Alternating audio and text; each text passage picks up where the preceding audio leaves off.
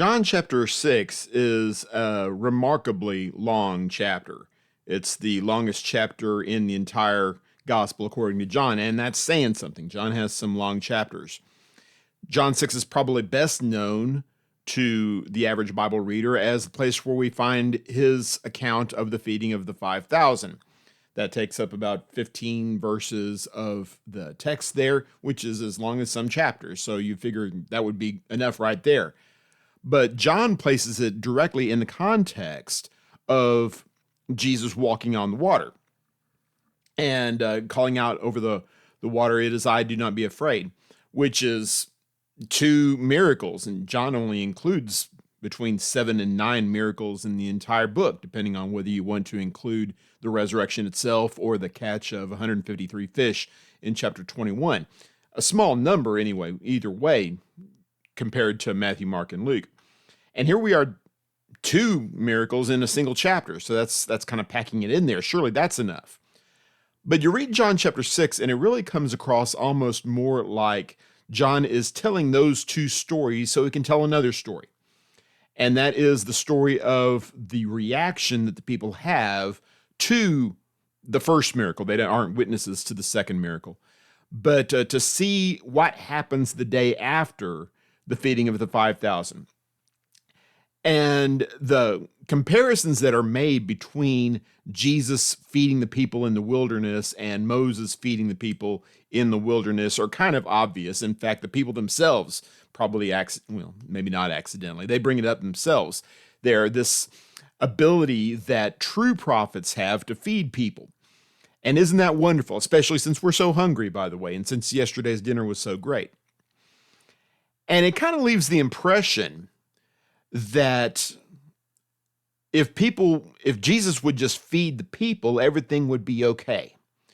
That this remarkable popularity that Jesus is enjoying here, surely the height of his popularity at this moment, that this would perpetuate itself if Jesus would just take another 5 loaves and 2 fish and feed another crowd of people. And he doesn't do that. In fact, he makes a point of not doing that. And after he doesn't do that, the people leave and don't walk with him anymore, which is a 4th story that's told to us really here in John chapter 6.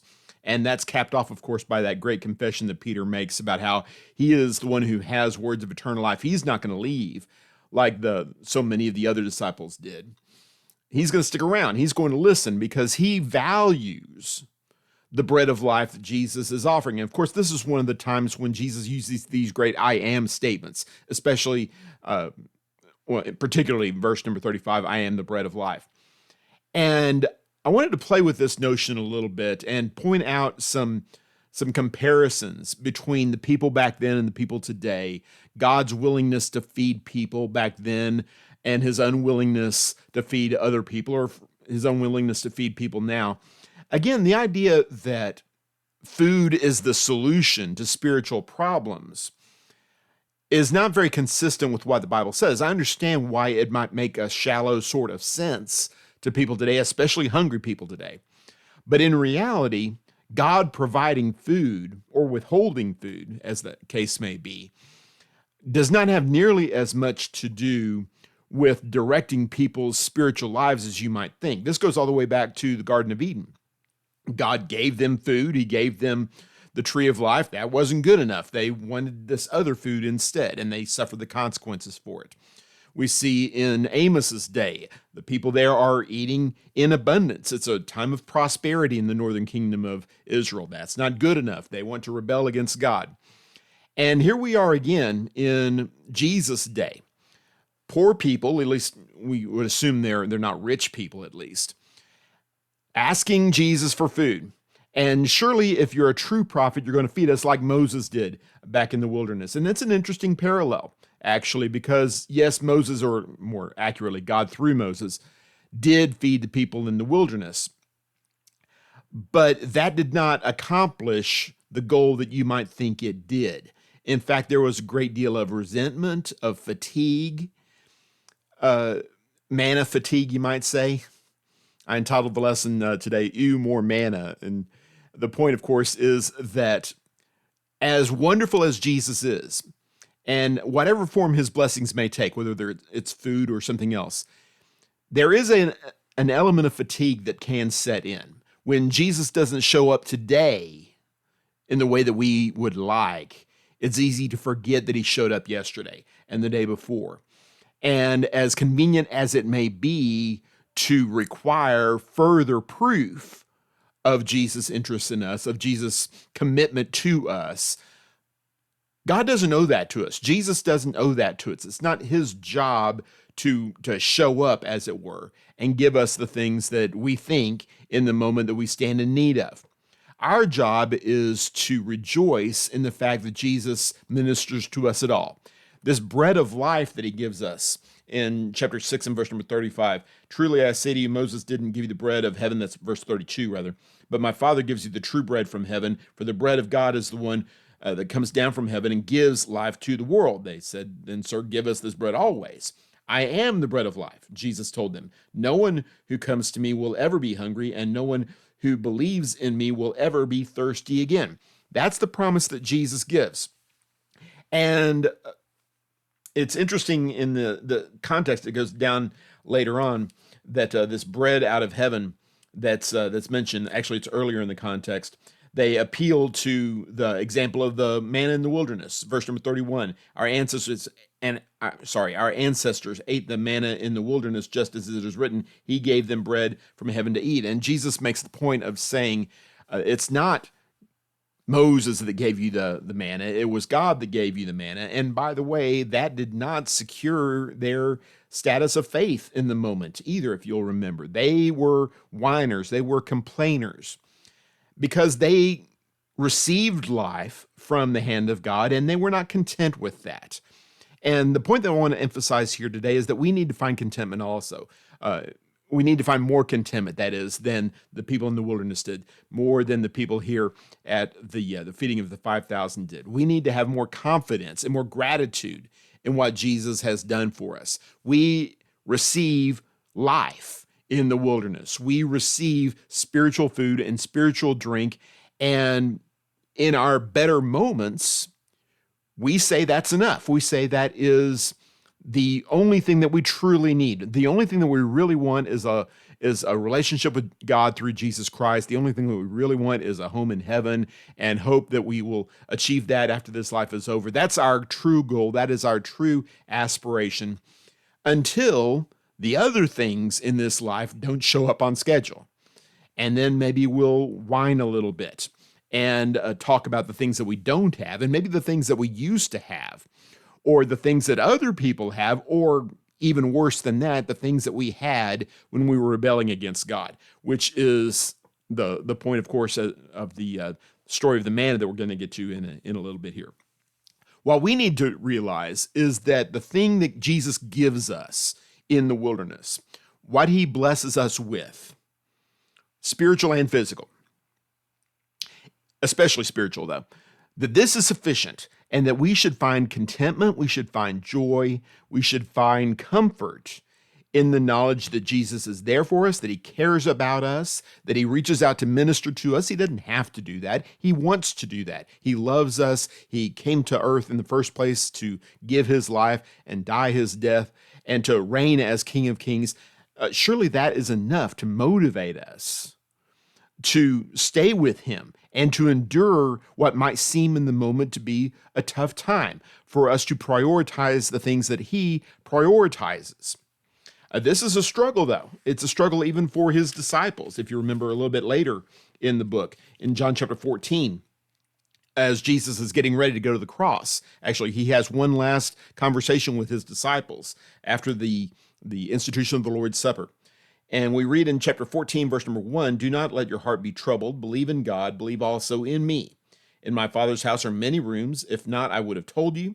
I'm going away to prepare a place for you. If I go away and prepare a place for you, I will come again and take you to myself, so that where I am, you may be also. You know the way to which I am going. Lord, Thomas said, we don't know where you're going. How can we know the way? Jesus told him, I am the way and the truth and the life. No one comes to the Father except through me. This frustration that shows in Jesus' conversations, not just in this moment, but throughout his ministry is palpable. I don't think that you and I would be as patient with our disciples as Jesus was. I'm quite sure, in fact, we wouldn't be. I certainly wouldn't be. It should be enough for us to know that Jesus is with us. If he says he's going to prepare a place, that's good enough, or should be at least. And in fact, as the text goes on, verse number 8, Lord said, Philip, show the Father, and that's enough for us. All we want is to see God. I know nobody ever did. I know Moses himself asked to see God and was mostly denied. At least he saw the back of God, but he never saw God himself. If we could just see something that nobody else has seen, that'd be good enough for us. And of course, Jesus rebukes Philip in that moment. If you have seen me, you've seen the Father. That's what my life is all about. What my earthly ministry is all about. Paul in his epistles goes on to illustrate this a great deal. 2 Corinthians and Colossians, the idea that Jesus is, in fact, the fullness of deity in bodily form. When we look at Jesus, we are looking at the Father for all practical purposes.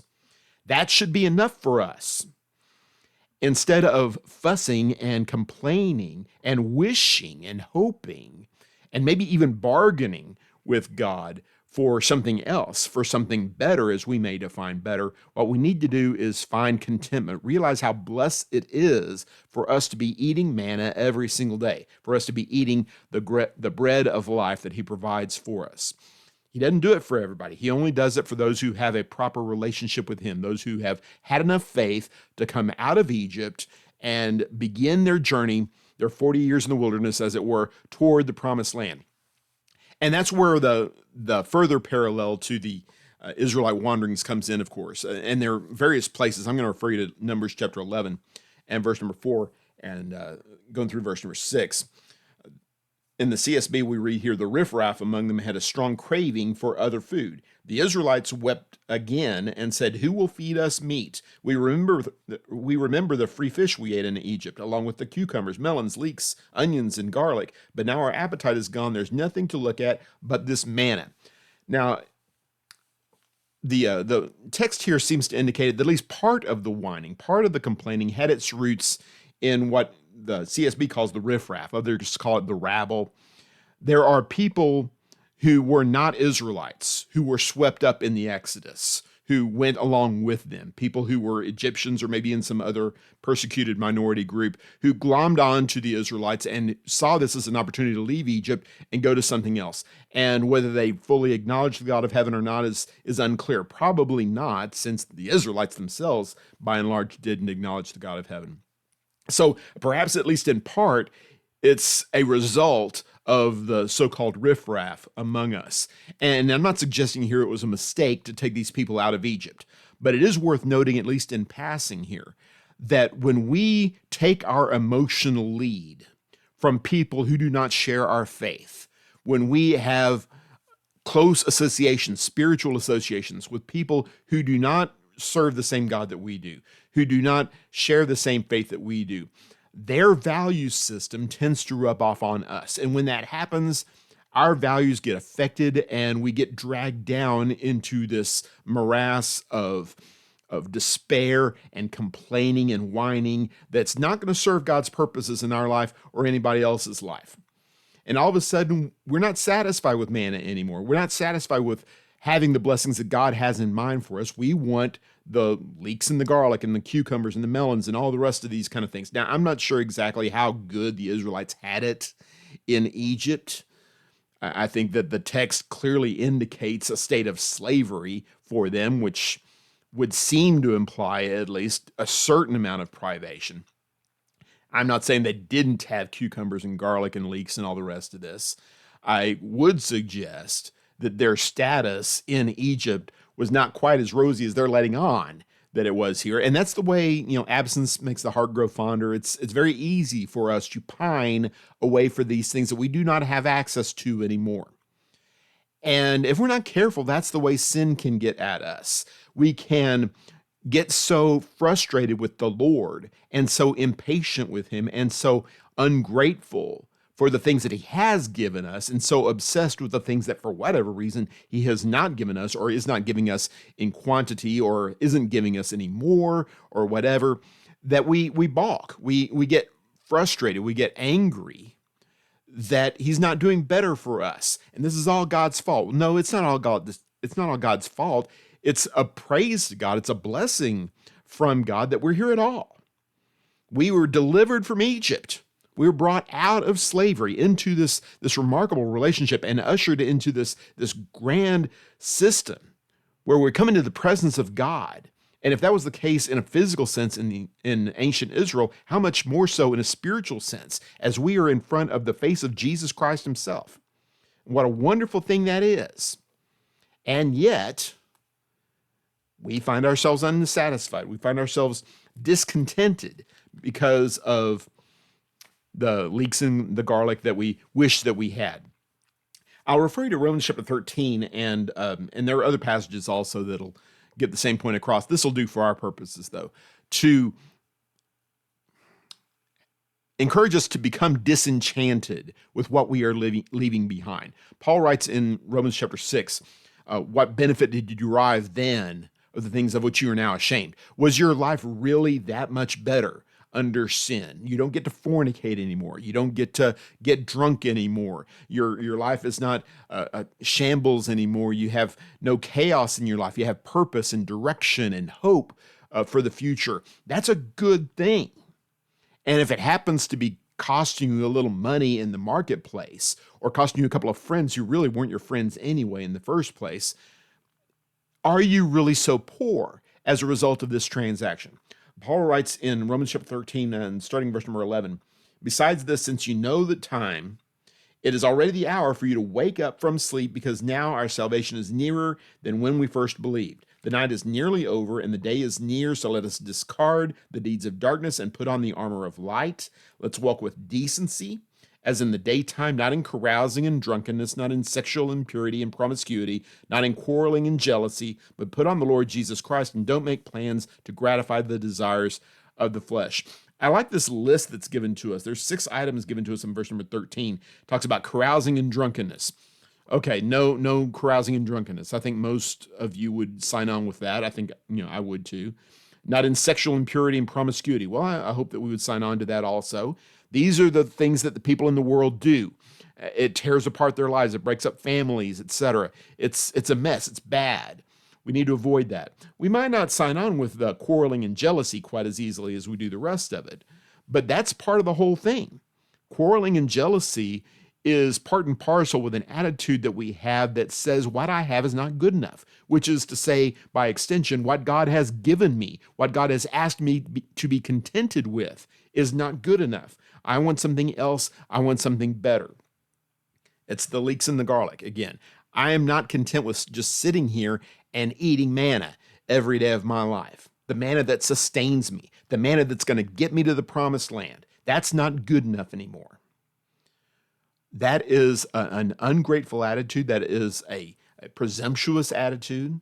And it's an attitude that destroyed an entire generation in the wilderness back in Moses' day. It'll destroy our generation also if we can't find some contentment, if we can't find some joy and purpose and satisfaction with who Jesus actually is. We wind up doing the same thing that the people there at the mountain did near Capernaum in John chapter 6. Fussing and fuming over how Jesus, for whatever reason, didn't show up to give me another piece of fish and another piece of bread. And because of that, I'm gone. I'm leaving. I'm not doing this anymore. As though we have some kind of hold on Jesus, that we're forcing him or bargaining with him. We're blackmailing him almost. You better show up and give me what I want, or I've got other lords I could serve if I wanted to. Well, you do. And many, many people over the years have abandoned Jesus for these reasons and similar reasons, because they're not satisfied with eating manna. They're not satisfied with the bread of life. I hope and pray that that is not you, that we can rise above this. We can do better than they did in times past.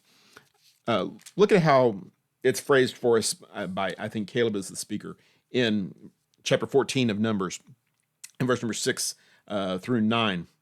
Joshua the son of Nun and Caleb the son of Jephunneh, who were among those who scouted the land, tore their clothes and said to the entire Israelite community, the land we passed through and explored, that is the land of Canaan, is an extremely good land. If the Lord is pleased with us, he will bring us into this land, a land flowing with milk and honey, and give it to us. Only don't rebel against the Lord and don't be afraid of the people of the land, for we will devour them. Their protection has been removed from them, and the Lord is with us. Don't be afraid of them. Don't allow the circumstances of your life to dissuade you from this task that you have taken upon yourself, this blessing, this opportunity that's been given to you, this grace that comes through Jesus Christ. Don't receive the grace of the Lord in vain. Continue your journey. Find purpose, find joy, find satisfaction, find gratitude as we eat day by day of the manna of life that Jesus gives to us. He is, in fact, the bread of life. And the more we partake of him, hopefully at least, the more we can be content and remember, we have it so much better than anybody else does. Who would not want to be in this position? We, after all, are walking with Jesus. We're on our way to glory. This place that Jesus has prepared for us that he talks about in John chapter 14. We're seeing foretastes of that already. And we're going to see the entirety of our inheritance given to us after this life is over. So build your faith, build your hope, build your confidence, and continue to show up at the table of the Lord and partake of his body, of his blood, as it were. And that's not the point of John chapter 6, of course, to talk about the Lord's Supper, but it's a fitting reminder on the Lord's Day that he is, in fact, life for us, and he gave his life for us. And the least we can do is give our lives for him. That's what we are committing to while we're here during our 40 days in the wilderness, or 40 years in the wilderness, or however long it happens to be that we're here. May God give us the strength to endure and the patience, and may he continue to have mercy on us as we continue to fall short of his expectations. Thanks be to God that we do have grace through Jesus Christ. Thank you for listening. Thank you for following along. Hope this is a blessing to you. Hope that you continue to grow in your walk with God. And if we can be of any assistance at all, please don't hesitate to reach out. Thank you very much, and God bless.